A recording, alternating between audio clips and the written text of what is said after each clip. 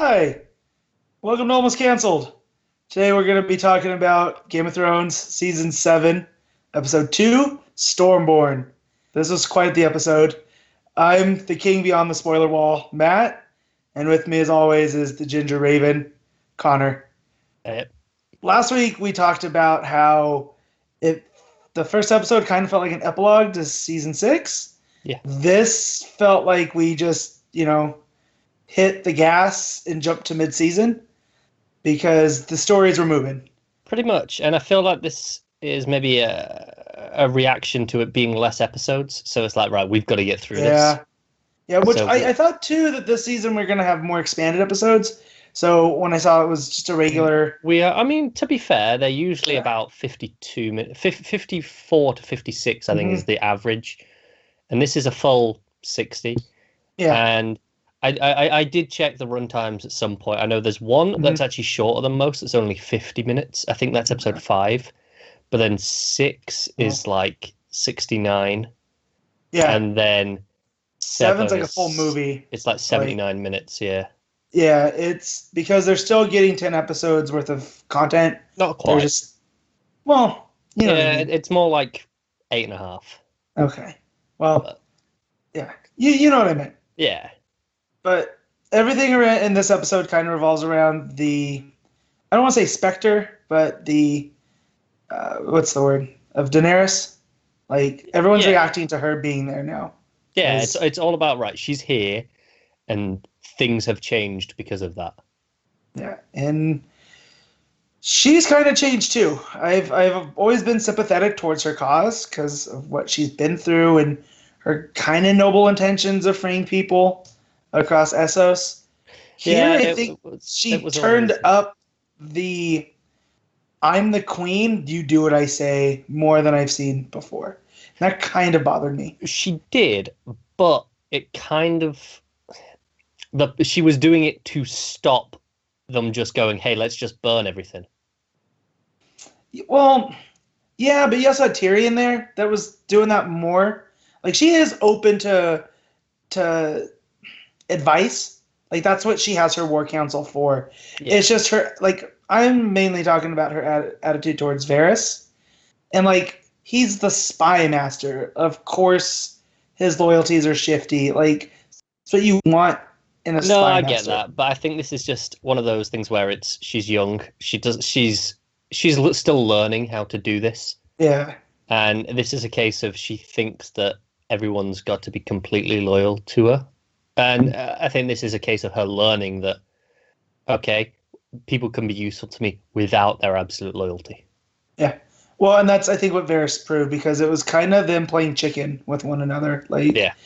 And Varys is always that guy that he's witty. He always has a comeback of some kind, like him and Tyrion in, what was that, season 4? Just going back and forth. Yeah. Getting to her. Well, it was always fun, but to see him here, like him showing fear a little bit, just because this is the Mad King's daughter, like that crazy gene's alive somewhere in there. Like, yeah, but I think he had a really good speech. It was probably one of his best moments. Yeah. The whole idea of, he's not loyal to any regent, no king or queen, and that's why he won't be loyal to her. But as long as she's doing the right thing, then he is. Right. Well, and that makes sense in the grand scheme with her dad and even with Robert, who wasn't a good king. Like, maybe the people liked him, but he's, like, ruined Westeros. Yeah, his whoring and his boozing and everything else. Like you said here, he wanted to be king, but then he didn't actually want to rule. Right, exactly. He liked all of the benefits of being king, but didn't want any of the duties. Yeah. Yeah, and so I can see where he's coming from, and I'm glad Tyrion's there to kind of walk her off that ledge of just jumping, because when Yara and was it Ilaria from Dorne? I never remember the Sand Snakes. Okay, well, it's the Sand Snake's mom. Yeah. Right, and she, they basically just want to take the dragons and go attack King's Landing, which is probably the worst thing to do, because your dragon resources are you have 3 of them. Like, let's to be fair, that was enough for Aegon. Yeah, but there was a different time. right? It was. Like, I mean, when we're talking dragons and crossbows and that type of stuff, I mean, not really, but yeah. Yeah, but still. And I like that Tyrion points out, it's like, yeah, but you want to be queen, not Queen of Ashes. Like, Yeah, and I think this is where when she puts her foot down as being, mhm. I'm the queen. I think it's with good intentions still. Yeah, It's like, look, I get that you're here to give me advice, but I'm just not doing that. We're not killing everyone. We're gonna right. do this the right way. So, yeah, she's putting her foot down and kind of getting some of that authority, which is Mhm. almost strange to see from her at this point Well, yeah, because because she that is was her so main problem, yeah, is that she she delegated is. too much. She does, yeah. She's so slow to grow into that role, even though she's been, calling herself a Khaleesi since very early, and Right. it's that journey started there, but she's still been dependent on her advisors, which has kind of been a good thing because we saw a lot of the problems were over in Westeros where the people wouldn't listen to their advisors who knew more about them. It's kind of what Tywin tried to impress upon Tommen that Right. the good kings listen to their advisors. Right. Well, and she has a pretty good group there too Yeah, with it's pretty Lady varied. Olenna, and yeah, and they're all women except for Tyrion. Like, And you look Varys, at that. although, Yeah, but I see him on the outside of the council being the spy master. Like, he's not. I don't think you give him privy to all the information. At least I wouldn't. you say that's the problem with spy masters, isn't it? Yeah. If they don't Right. have all the information, they don't really work. Or Right. alternatively, they'll just get the information another way. Exactly. But yeah, he's got. She's got Yara Yeah. Greyjoy, and she's got Ilaria Sand. I'm just going with Ilaria here. If I'm wrong, I'm wrong. But because there's two of them, it's her and her daughter. Their names are super close. Yeah. But and then she's got Lady Olenna, and to see where the show's come, to get the criticism of treating the women characters poorly. Now we have two queens, right? We have one ready to conquer. We have one in King's Landing. We have a war council made Do you know, I completely of think that was women. always a really interesting complaint to me because Hmm.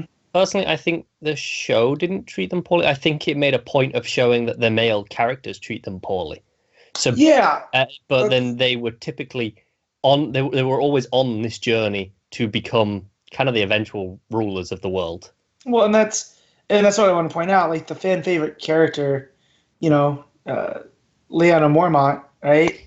She's a 12-year-old girl, and they have Stanza who's being left control of the Yeah, North. Like this whole continent's being ran by the ladies, and I think that's a really cool progression compared to where we were at when the show started, with bringing up King Robert again, yeah, and the main plot of that was finding all of his bastards. Like yeah. It was kind of the weakness of the men. exactly. So Dragonstone, I like that scene a lot, but still, the Varys thing bothered me just a bit. They recovered, like you said, with his speech. Mm. I like that. Afterwards, she's like, right, I'm going to talk to Elena, and we're going to do this one on one. And I like Hmm. that even Tyrion has the sense to leave because I thought that when she said, right, I want to speak to her alone, I thought he might try and hang about, but He respects her because he ran in the same circles when he was yeah, Hand, yeah, that's true. and he knows what she's capable of. Like, I think if he doesn't outright know, he knows that she had something to do with Joffrey's poisoning. Yeah, he must suspect it because Hmm. I mean, there's only so many people it could have been. Right. And she's one of my favorite characters just because she's just the old lady. She doesn't have much left to lose, so she's going to throw it all in. Yeah, And I think her that's why a lot of advice to people like her. Daenerys, yeah, uh, was along those lines. So, Yeah, it was pretty much do you. mhm. Stop listening to all of this because it's probably some good advice, but you're gonna know best. Right. But knowing from the show, Khaleesi's not the best at making decisions on her own. She's not, and I think I mean, that could Uh be her downfall, but huh. maybe it'll be a case of she has to learn to make those decisions on her own. And that's where I think Olenna's pushing her because she knows her time's, her Yeah. house is in shambles, and they need to depose Cersei if there's going to be any kind of justice. Well, it's true. Speaking of Cersei, and her, greatness, I guess. Sure. I mean, she sends Euron out, right? And he's out there looking for the gift. She holds who are they from? The South, so the Reach. Yeah. So she brings them in to basically restore loyalty because of the Tyrells. Tyrells are an open rebellion. The Dornish are an open rebellion. And she wants to lay down the law, so she wants them to recommit. And we get good old Randall Tarly, Dad of the Year. Yep, exactly. These are all obviously the Tyrell bannermen. So right. They have to kind of choose between them and the crown. Right. And she just puts it out there. If you don't do this, it's going to be bad. But if you do it, it'll be worth it. Like, basically, we can raise you up and you'll be above the Tyrells. I did think it was interesting that she was ruling through fear, but not through fear of her. She was like, hey, look, I'm better than the alternative, which is interesting given that Olenna's advice to Daenerys was, hey, they need to fear you. Right. So you got to give them a little bit of, just a little bit of crazy in there. Yeah. And Cersei has that. She blew up a big chunk of her city to prove a point. She blew up the religion. Right. Which she introduced. Like, she introduced that. That was like the conundrum I had watching her do all this is she creates problems and then goes about having to solve them. That's what she did with the Faith Militant. Yeah. And now I feel that's what she's doing with the Tyrells because she was always worried about Marjorie, taking her light. So she blows her up and now... That's it. This is all her fault, really, isn't it? Exactly. And so she says basically they're going to attack with these Unsullied and the Dothraki and their foreign invaders, and these castles need to be held upright from against these foreign invaders. Yeah, it's interesting because we know it is fear mongering. It's logical that she would assume that given the information, but we'd just seen the Daenerys War Council where she goes, hey, we know that they're going to react that way if we send in foreign armies. So they're going to Castle Rock, and Tyrion can have that back. Right, and I like that plan.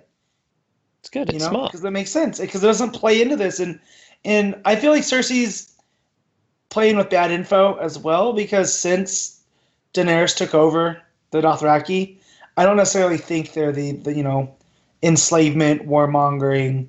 They're essentially the horse soldiers now. They're the cavalry. They are, but she doesn't know that. I don't think anyone else outside of Daenerys' camp knows that. So I think it's a fair assumption on her part, this one. Yeah, I also think she was just twisting it, knowing what they think of the Dothraki. I think it's just easy, isn't it? Mm-hmm. And then we get Jaime being his usual self of intimidation. And I like that good old Randall Tarly doesn't necessarily, he listens to him, but he's kind of like, yeah, whatever, you're the Kingslayer. You don't get to tell me about oaths. Yeah, I think it's interesting, actually, around Tyler, because obviously we just assume he's a dick because of how he treated Sam. Right. But he does have some sense of honor to him because he's like, look, I swore an oath to the Tyrells. I'm not just going to break that. So I have a bit of respect for him for that. Yeah. Well, it did, because when you see his son, Dickon, who's taken over, Sam was the oldest, right? Yeah, that's why he got shipped off. Right, and so he goes up to the wall. So he has this big, strapping son, right? It's kind of the son he's always wanted, not soft Sam. Looks a bit like a moron, though. Yeah, but, that's fine. You don't need to be smart to swing a sword. He doesn't seem to be the tactician that Randall is. No. And so I see that as Randall trying to, save the future of the Tarly line, because if you're leaving this dude in charge, it might be bad news. Yeah, probably. That was just a thought I had when you pointed out he's a dim bulb. But I like that he does have honor. He might be a jerk, but he made an oath to the Tyrells. He's going to uphold that oath. And you guys can come, but, we'll deal with it when we have to. Yeah, it's interesting that it's similar to obviously Ned, who was, such a man of honor who wouldn't break an oath. And Hmm. I think Randall is genuinely torn between the two oaths, one to the crown and one to the Yeah. Tyrells. And, what supersedes what, because he has to break one of them coming up. Hmm. And I think it genuinely seems like it's a tough decision for him to make that call. Yeah. Well, and as it should be, because he's being offered the realm now, Yeah. like to be House Tarly. Yeah, Warden of the South. Yeah, Warden of the South there. And it's a tough decision, but I'm hoping that he makes the right call because he's the Tar. Not that the Tarleys are important, but Sam's important. So you would think he's gonna want the family sword back. So Yeah, I definitely respect him more if he chooses not to take the offer, because that obviously that seems the easy route. You go, right, hey, we'll side with them and we'll become more powerful than right. the Tyrells. We'll take over. Mhm. So, that seems the easy and the cheap route, even though, he has an oath to them just as valid. Yeah, So it'd be interesting to see where that goes. tough times. Tough times to be a Tarley, especially in Old Town. Yeah. Like we talked about Sam last week doing all the cleaning and the Yeah. nastiness, and with Archmaester Slughorn, we get more of that because he realizes that Jorah is he's at the grayscale and he can find a cure because what was Stannis' daughter's name? She was cured of it. Yeah. And Archmaister's just kind of just again discount Sam. We At don't least do that this type of stuff. Yeah, at least this time though he goes, yeah, but it was different in young children, and yeah, Hmm. there are accounts, but it's sketchy. It's from an informed position. It's not just your opinion is worthless. It's, look, And I get what you're I get saying. that. Yeah, but I feel like he's just keeping the Maester tradition of, okay, we have that information. Let's just keep doing it like we have been instead of like, well, why don't we try something new? Because I don't really think that the Maesters are about new stuff. That's kind of Qyburn's role. Like he got thrown out for being a mad scientist, and I don't want to compare Qyburn to Yeah, Sam, he is a bit of a mad scientist. but I feel like they come from the same place. They're just on opposite ends of the Yeah, spectrum. they want to push the boundaries. Exactly, and because Sam knows what's coming, he's seen it with his own eyes, and he knows once he finds out that it's Jorah Mormont and that was Jeor's son, you know that he's important to the North's cause, right? Yeah. Well, not necessarily to the cause, but he has a role to play, and if he can Yeah, save Jorah, he has a bit of a sense of honor to him. Like, even mhm, though he was he was disgraced and he was yeah, kicked out, he still has that sense of honor of family through the brotherhood of the Night's Watch. right, exactly. But yeah, poor that scene, man, with Jorah and the scales. It was a tough go. It was. Uh, and he hands him the rum. He goes, "What's this for? You're gonna need it. Drink it." Yeah. And starts scaling him off. And I do think, based on what we know about Sam, where there's a will, there's a way with this guy. I do think he's gonna find at least a temporary cure. I think it'd be temporary. Like even if it just stops the Stone Man insanity, I think that maybe he'll be scarred for life and might not be able to use that arm as well. I But definitely think those scars, because it looked rough underneath, like yeah, it ripped off the flesh. That was painful. It hmm, looked like like the after effects of a burn, yeah, like serious burns. I think he's gonna have to live with that. right. Which goes into a theory I was reading in like before the premiere that I forget if it was Martin who had said it, but basically the Stone Men are a form of white. It's a slower death. So instead of like the White Walkers when they kill you and bring you back, or the Lord of Light which brings you back, and you're kind of the same, just a little piece missing. This is a form of that, but on the fire side. So it's closer to the Lord of Light resurrection, but Mm. just slower acting. And if that's the case, and we know how that Lord of Light magic works, then I think So I mean, that begs the question: does this protect Jorah from the Walkers? Maybe, and if that's the case, then what about Beric Dondarrion, who's heading up to the north? Yeah, You know? I guess the implication is they're protected just through the fire, and Yeah. because we know the fire hurts them, and the Right. Lord of Light should protect them in theory. Right. Well, because that's if the Night's King is the great other, then whoever was it the Azor R'hllor. Ahai. Oh, right, Well, the actual god yeah, R'hllor, yeah. yeah, R'hllor. He's the opposite of the great other, so that makes sense. They would be on opposite sides. But the only reason I brought that up was because you mentioned it looked like Burns. Yeah. So I definitely, going off of what I had read, that seems to be more of the case. And if they can get Jorah, healed up and he can kind of negotiate between the North and Well, that's it, Daenerys. because he's going to owe Sam a debt now Hmm. if Sam cures him, Yep. and obviously he has an in with Daenerys, Hmm. so there is a nice easy link there that Yeah. should help out nicely. Yeah. Oh, And man. also, the editing this season has been Hmm. fantastic. I think this might be the best the editing has been in the show. Because Yeah. there was obviously last week we had that fantastic montage of Hmm. Sam. The And music. Yeah. yeah. But there was a few actual scene edits in this that were fantastic.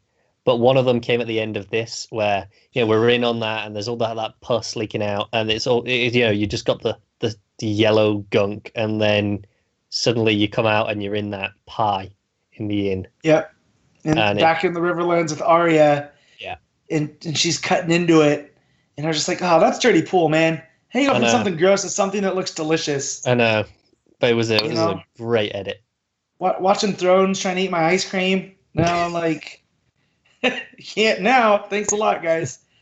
Yeah, but Arya. So this was a big talking point, I think, between us and in the Fuzz Facebook group. Mm. Uh, After the episode was she meets back up with Hot Pie, who she had met on her way away from King's Landing after her dad Yeah. and before the Hound.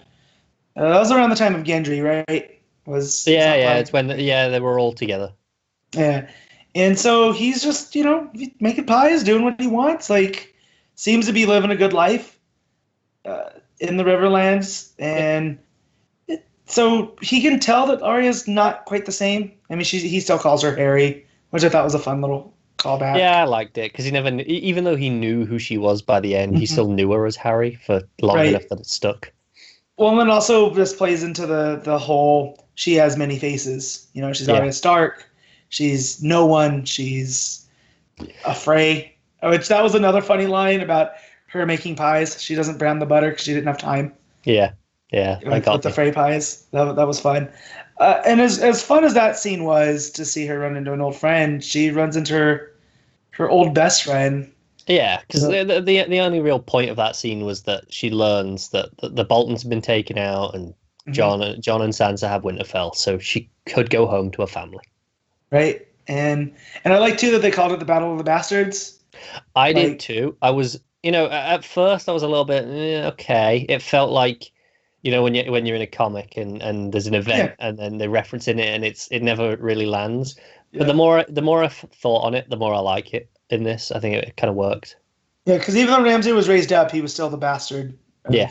the Dreadfort. So, and I think that title definitely more ways than one. Like, he's not just his dad's bastard, but just a really terrible person versus John. So Yeah. I like that because in this relative peace, like there's still kind of rebellions going around. So the fact that there would be this notable battle with the outcome that it had, because it involved the Vale on top of that. So Yeah. the Riverlands, I think, would be privy to all They'd be that. aware. And you can't imagine that word just spread because Mhm. the ownership of the North changed hands back to the Yep. Starks, so it would have been a big event. Hmm. And so she leaves that tavern, and she's on her way to Winterfell, and she's kind of camping, and her horse starts to get spooked, and it's looking bad. She gets surrounded by a pack of wolves. And you know exactly where it's going. You know exactly where it's going, and Good old Nymeria, who we haven't seen since like what the third or fourth episode Yeah, pretty much. of season one. Massive big old wolf. I was worried that Arya was gonna get her face bitten off a little bit though, because Just because she'd gone wild. yeah, like so we get the sense that the Stark kids are close with their dire wolves. Yeah, in the books, they're kind of all wargs with their wolves. They all have Yeah, a link. a connection Yeah, within. And that was another thing. I was watching. Was it now Talking the Thrones or Talk the Thrones, which is the Ringers, which is a website that I frequent. Their after show, right. and they were talking about how in the books Arya's been having wolf dreams on top of Yeah. it, so it's been seeded throughout. And so this scene, at first I thought it was fan service, and then I heard that, and I was like, well, no, not really, because I think it developed Arya the best way in a while. Because as much as I love the stuff in Bravos, I felt like it was spinning its wheels for a little bit. Definitely. I didn't like it a lot. I like the end point, but I didn't really like the plot. Yeah. Whereas here, she comes face to face with her wolf, who's gone wild, right? And she's leading her pack, and in the books, I guess she's leading raids on rival families. Like, not that I don't think it's meant to be that, but these are just the ones. The phrase that they happen to be in that area, though, don't they? Exactly. So Nymeria is messing stuff up for them, and here Arya looks her in the face, and they almost kind of have this agreement that they're not who they were when they left, and that's not necessarily a bad thing. So it kind of questions: is she going to continue who she was becoming, who is this merciless killer that only had vengeance on her mind, or is she kind of going to revert back to Arya Stark, who has some of that nobility left in her? I think it's a really interesting, because obviously the line that she says is, that's not you. When after she asked her to come back home to Winterfell with me, let's we can go and be with a family, and she says that's not you, and obviously that's a callback to season one where. Yeah. Where Ned said, "Hey, look, you're going to grow up and you're going to be a wife and you're going to do whatever," and she's like, "No, that's not me. That's being part of that family, being part of a family like that and just settling down was never her." Right. And a lot of people are torn, I think, on whether or not she's going to continue to go back to Winterfell. I don't think so. For me, I could be wrong, but for me, the way she said, that's not you, was reminding herself that, her being back in Winterfell, that's not her either. That she won't have accomplished anything. She went on this journey, and if she goes back to Winterfell and just becomes part of the family again, then she's not who she is anymore. Because this journey that she's been on in Bravos has made her into this other person, and that is who she is. See, and I agree with it to a point, but I feel like her being up with Sansa, being so different, right? When they left, like they were constantly on each other's nerves because they were the complete opposite of sisters. Like one wanted to dress in pretty dresses and marry a lord, and Arya wanted to rough up the boys and take sword fighting lessons, and so I feel like those two up in Winterfell with Jon, which we'll get to next, with Jon going on his mission, I think that would only strengthen the North. Because again, to touch back on how women have taken control, you would have the two ladies of Winterfell, and both can, Sansa can do the, diplomacy thing that she seems to be good at, and you can have Arya hanging out with little Lady Lyanna and just roughing stuff up, I mean, I get what you're saying. Is that who Arya is anymore? Because she goes back to Winterfell, and like the whole defining moment at the end of her, the Bravos arc was, her accepting that she is Arya Stark. Arya Stark, right? So she's accepted that that's who she is. But I think this journey of, going after her list, going after Cersei specifically, I think that is just as much who she is as being Arya Stark, because it's driven by the emotions of Arya Stark. Yeah, I can say that too. I feel like that quests for vengeance in this world are never actually rewarded. Oh, they never end well. Right. So I just want the best for all the Starks. We know this. I touched on that last week. Yeah, and obviously I think there's the idea that the Stark kids kind of follow the path of their wolves. I think we mentioned this last week. Yeah. And here it's even if there's Nymeria, she can't go home. She's found her home in the woods, and Right. I don't think Arya hasn't found her home yet. I don't think Winterfell is her home anymore, and I think her home is kind of just going off, and she still needs to find that. We think that Arya doesn't belong in Winterfell, but we know that another Stark does, and Yeah, that's Jon. indeed. Despite, I definitely think more of the North than Winterfell itself, because this guy is tied there. Like he's spent his whole life there. Yeah, everything he's done has been in service of the North. Yeah, and he's got the White Walkers on his mind. He's got the Wall on his mind, and that's really all he's concerned with. Which I think is smart. It is, his but part. It's almost to a fault from from all the opinions of Yeah. all his lords and around him. They're like, maybe he's a bit obsessed with this. Yes, and until they see what he's seen, like Yeah, it's like, another one of those things. We've seen it, so we get it. He is completely right to be obsessed on this. Right. But he kind of comes across as a bit of a madman with the way he goes on about it so much. And I like that's how the show presents him, because he, his father, Ned, which, he raised him, so Yeah. I'm just going to use that around, was that calm, cool, collected guy, even up until his death. Like, you never really saw Ned lose his cool. So to see Jon get frustrated here, talking with the lords about this thing that he finds so important, and I like that development for him. Even if he can chalk it up to his resurrection and him not being back to where he was 100%, I think it gives him an edge, and not like that he needs to be edgy, but it drives his story forward more, and I like that. Yeah, definitely. And so when Sansa calls him out on the floor again, yeah, she really needs to stop this. And here I feel like she made. I don't feel like she was making a political choice here, but a family choice, because every Stark member that's gone south and said, "I'll be right back," never comes right back. Ever. It is true. I think that's just it. Starks don't belong in the South. That's kind of been a running theme. But Jon has, that Targ blood. He can belong in the South.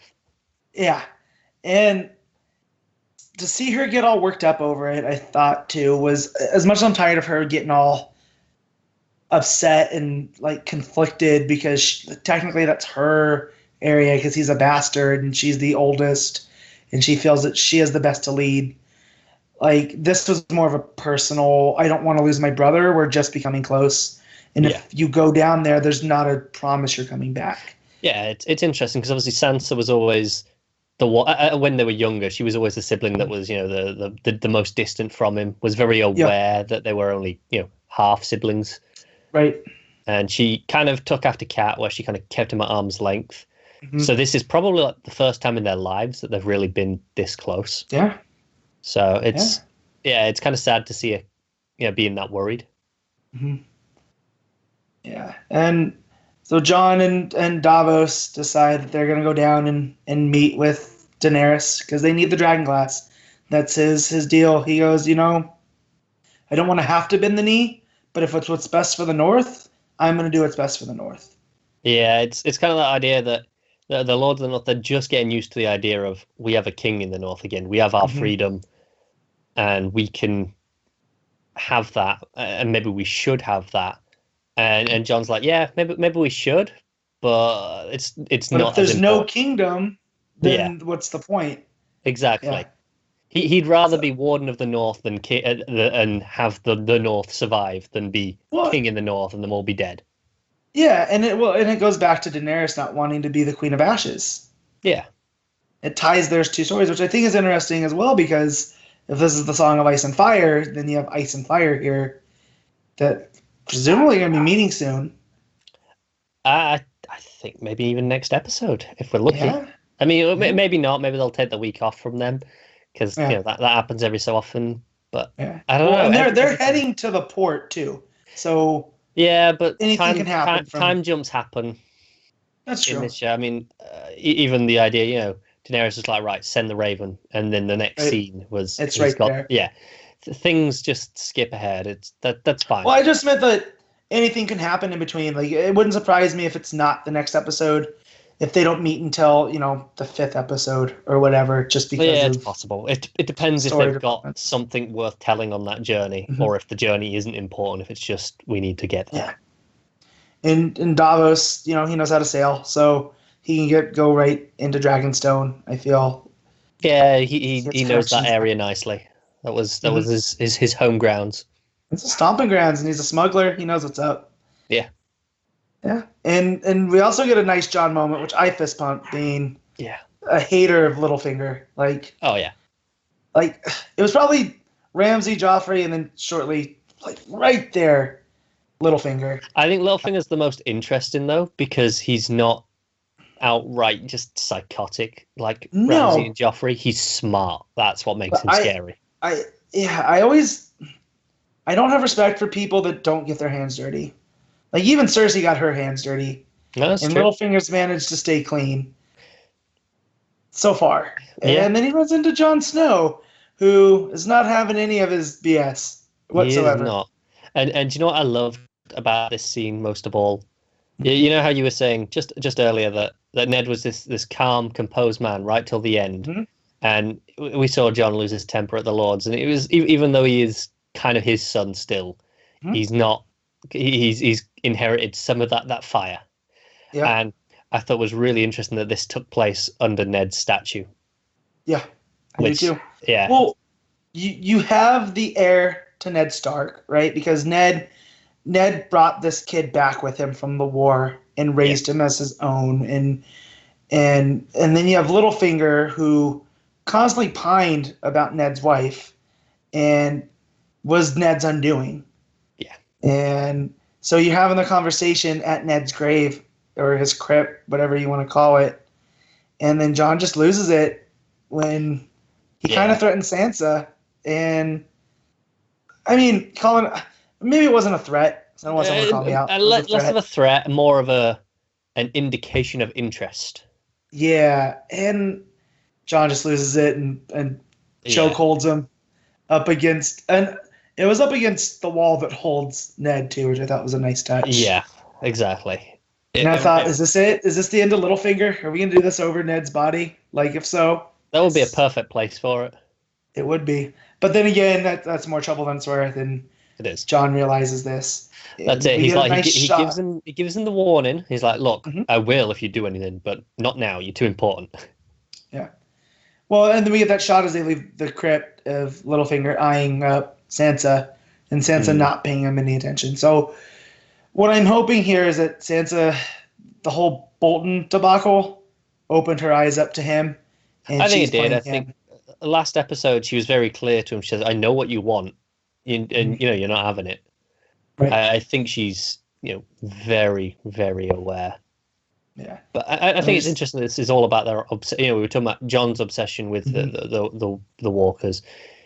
Littlefinger has his obsession with Cat and Sansa, and Yeah. Daenerys has But her they're totally- obsession.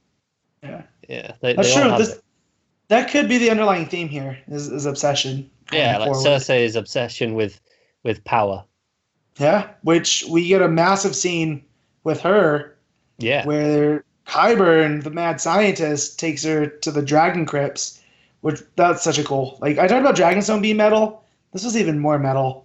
yeah. Like you got dragon skulls and a gigantic crossbow, but yeah, he's basically got Bard the Bowman's, Pretty much.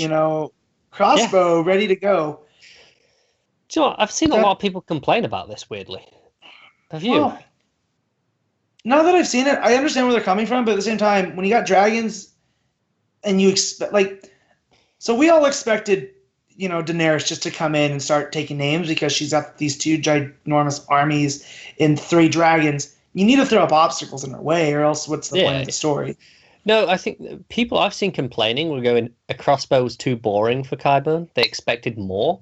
And I think a lot of people aren't realizing crossbows aren't a thing yet in this world. We're still No, mostly pre-crossbow. Like we saw that the Joffrey's was pretty much the first crossbow by the it sounds was of a it. prototype. Right. Yeah, So the idea of the crossbow doesn't really exist in this world yet, not properly. yeah.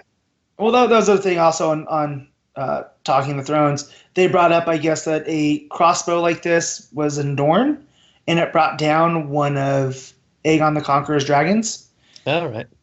Right, but Dorne's always kind of been its own thing. Yeah, Dawn's always So been way ahead of the times. yeah, and it was kind of isolated from the kingdoms for a long while because they didn't respect the Targaryens Yeah, they for resisted. and and until they got married in. So the fact that crossbows might have been a thing back then, but when you don't have dragons, what do you need gigantic crossbows for? Yeah, and it's kind of just been lost to history, I guess. Lost, and so we know that Qyburn pulls, from wherever he needs to, Yeah, definitely. And I definitely hope this is one thing that backfires on him because we see him in a force of to see how it works. It pierces the dragon's skull, Yeah. but at the same time, when he bases all of this off of rumors of the Sons of the Harpy injuring, Yeah, the spears. but I do think he was younger and not as free there when No, you're right. I'm losing the name.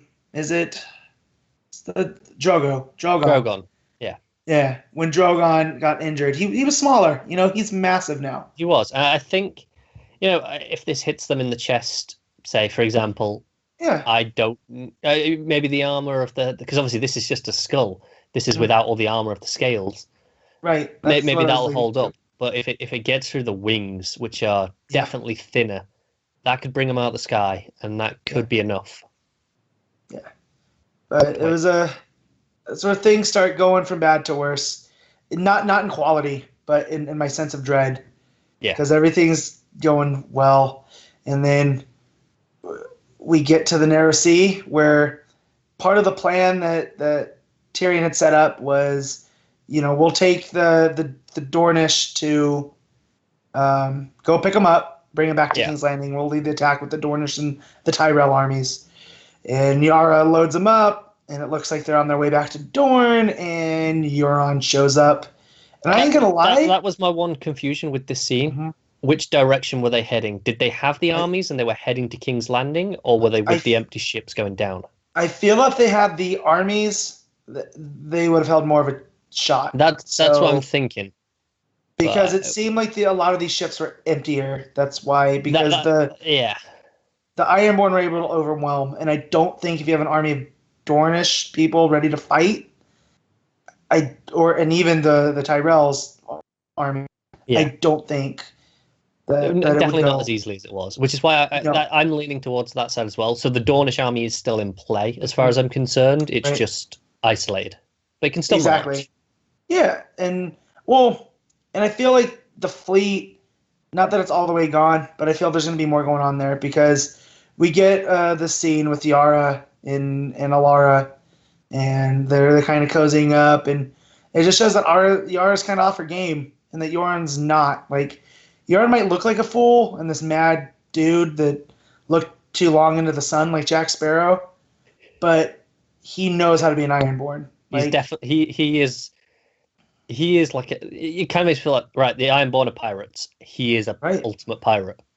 Yeah, they're these Viking pirates, and he's wielding an axe. And as much as I'm rooting for Yara and the Sand Snakes, I was like, yo, his axe is pretty cool though. Like, and he's taking them on and like a berserker. It looked fantastic with all the fire. Because it's at night and you've got all the fire burning, and it looked fantastic. Yeah, and the fight scene, I thought too, it never got. Sometimes these fight scenes get a little, not gratuitous, but like they go on a little long. Yeah, they overstay their welcome. This was quite to the point. Yeah, and it was looking good, and then 2 sand snakes fall to Euron. Yeah, and I'm just like, oh man, and it's the 2 that you get to know because you don't get to know the rest of them that much. But we've seen 3 of them, I think.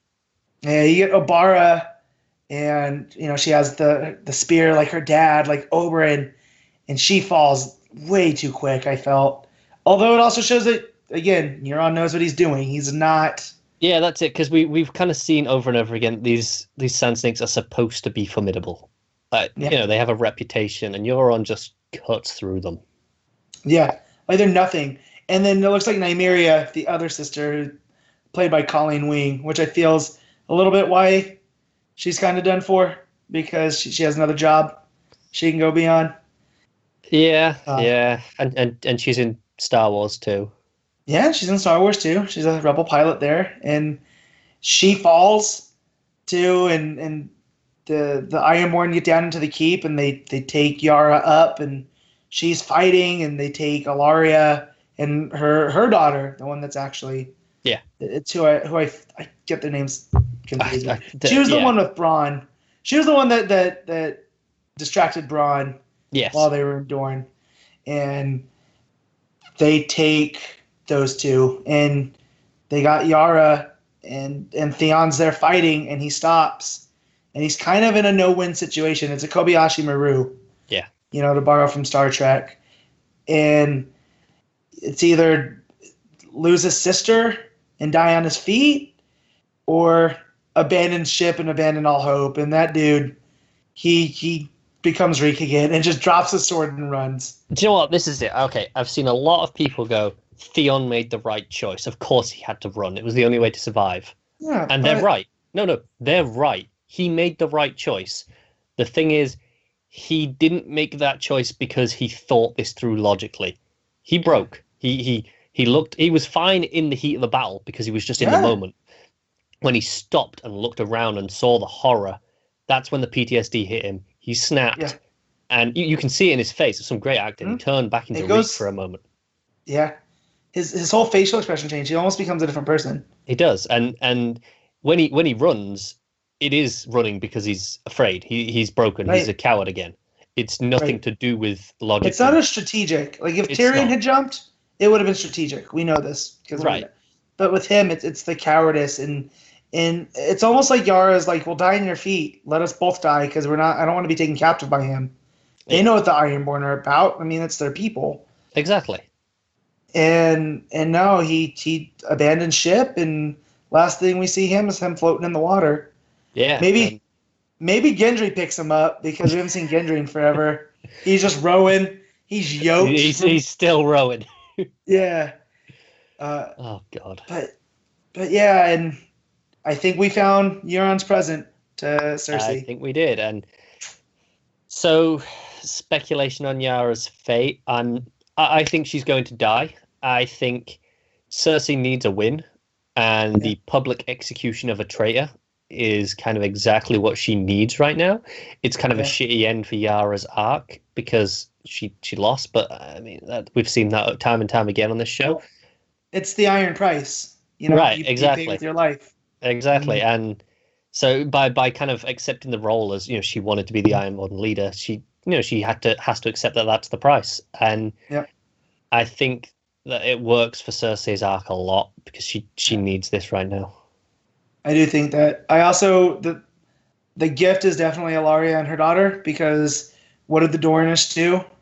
Yeah. They poisoned Marcella, and I feel like Alaria's punishment is going to be played out on her daughter, which is such a Cersei thing to do, and it also might be her undoing because you're letting the person that staged a coup under the Prince of Dorne, you're letting him in your gates now.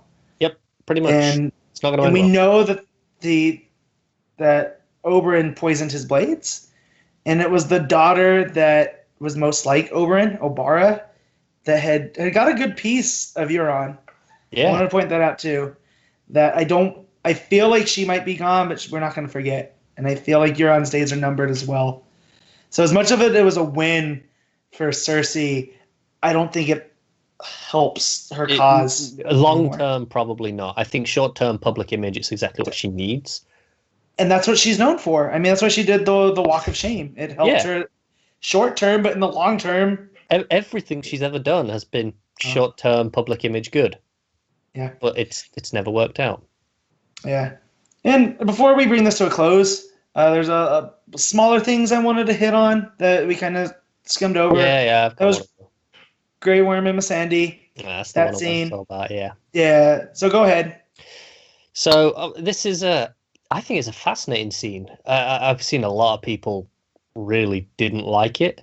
I mean, I was speaking to one of our friends in the Mild Fuzz Facebook group, said he Yeah. skipped the scene entirely, which baffles me to no end. I feel like you can get to a part where you can skip it if you have different kind of sensibilities. But if you just skip the scene as a whole, it was a great scene between Grey Worm and Miss Andy. Yeah, and I think So it really serves a greater purpose as well. yeah, definitely. And well, basically they end up doing the nasty, even though Yeah, Grey Worm doesn't have quite the parts. He yeah, makes it yeah. work. They cut away before they have to show us anything, and Yeah, yeah, yeah, yeah. it's like right, you will let you just imagine things. Yeah, but and I feel a lot of people are getting hung up on the sex scene of it, but I feel like Grey Worm saying that Miss Andy's his weakness and that the Unsullied are meant to kill their weakness. So Yeah, he talks about during their training, if you're afraid of dogs, you're exposed to a bunch of dogs. If you're afraid of heights, they take you to a cliff. If you're afraid of water, they throw you in there. And that if you die because of this, then that's the that's way. fine because you weren't good enough. You're weak. Yeah, Right. And if you overcome it, then good. You were unsullied. You were meant to overcome it. yeah, And now it's him having these feelings for this person when he's not supposed to. That's his weakness, and he's just gonna go for it. And good for Crane Worm. yeah. And I think it's one of the most effective sex scenes personally because I think Well, it's it's probably intimate. yeah, it's one of the first times, maybe the first time in the show I can think of actual emotion in a sex scene. Yeah. I'm struggling to think of any others off the top of my head. Yeah. I mean, unless And you can't Jamie and Cersei. I mean, I feel they were pretty emotional. And hey, I ain't talking about the terrible crypt sex scene. I'm talking about the first one. okay, yeah, no, Yeah, that's fair, I guess. Just that's a joke. That's a joke, guys. But yeah, it was a nice scene. I liked again. Khaleesi rose these two up, right? They That's were it. just an That like interpreter that's what I in think a general. a lot of this episode is about. You know, she is good for the realm, and we see that on a microcosm as she has been good for her group. Tyrion is the best he's ever been right now. You know, Jorah has undoubtedly become a better person by being around her. Grey Huh? Worm went from being an emotionless person with like literally no name, no thoughts, Yeah, to he has a relationship and feelings now, and he has literally overcome his biology. yeah. And There you go. that's I it. didn't even Like think of that. That's good, man. yeah, that's this is really showing like she really does bring people up to better than they should be able to be. Yeah, yeah. I don't And know. so I if she feel, does that for these people, what is she gonna do for Westeros? right, exactly. And I feel like a lot of people are really overlooking that side of this scene. Yeah. But, I don't know, I liked it. Yeah, there's something else I was gonna bring up, and I can't remember because you got me. I got too into that one. Sorry. Yeah, Yeah, you got me on Grey Worm, yeah, but I'm skimming my brain.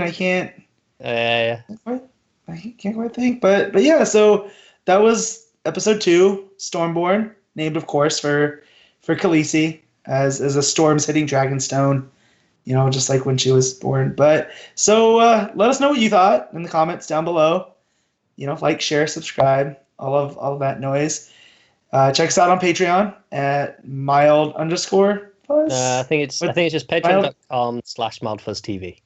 mild fuzz It, TV. It's there's mild a link in underscore the fuzz for description. the Twitter. But Yeah. yes, So go mild to the underscore fuzz. links. Yeah. And I guess the only way to go out on this is what's the Ironborn saying? What is dead can never die? What is dead may never die. Yeah, what is dead may never die.